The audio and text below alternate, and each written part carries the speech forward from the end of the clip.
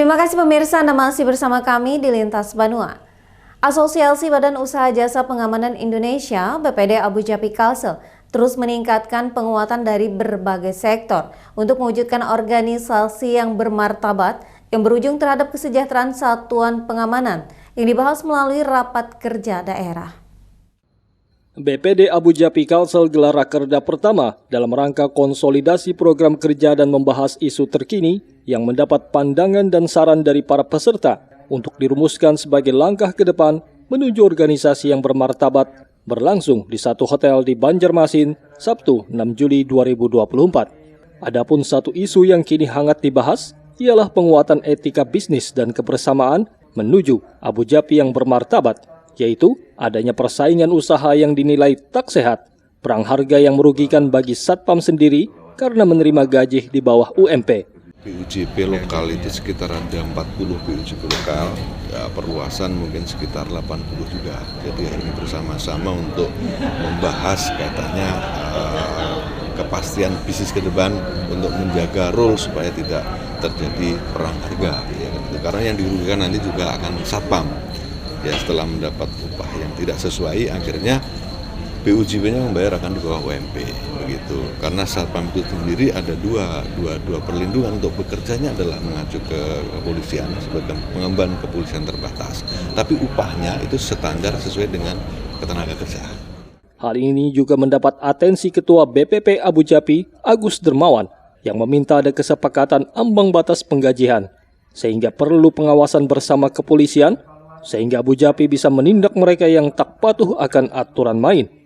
Di samping itu, Agus juga mendorong BUJP untuk melakukan penguatan di bidang lainnya. Organisasi ini kita sebagai mitra Polri, kita harus selalu bersinergi dengan pembina teknis kita, dengan Polri, tidak boleh keluar dari rel itu. Yang kedua, penguatan di ranah ketenaga kerjaan sekarang. Karena Satpam sudah jadi profesi, jadi ada sebuah ketentuan dalam pekerjaan menggunakan tenaga Satpam itu harus ada ikatan ketenaga kerjaan, baik itu PKWT ataupun PKWTT. Yang kedua, sistem penggajian harus sesuai dengan standar. Tidak boleh lagi di ambang batas di bawah UMP. Yang ketiga, harus ada jaminan sosial, harus ada BPJS tenaga kerjanya, harus ada BPJS kesehatannya, termasuk hak memberikan tunjangan hari raya. Itu ketentuan yang mendasar, ya. Termasuk perjanjian waktu ini harus jelas.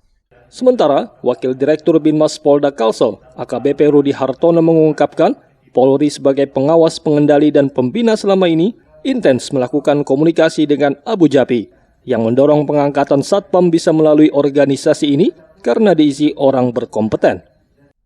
Kami malah justru berharap karena sumber pengangkatan Satpam di perusahaan itu kan ada dua, satu in-house yang diangkat oleh perusahaan itu sendiri, yang satunya melalui pihak ketiga vendor oleh Abu Dhabi. Harapan kami justru kami menitik beratkan kepada justru di Abu Dhabi, di BUJP. Kenapa BUJP? Karena di BUJP itu, dalam struktur BUJP itu diisi oleh orang-orang yang punya pengetahuan tentang masalah keamanan.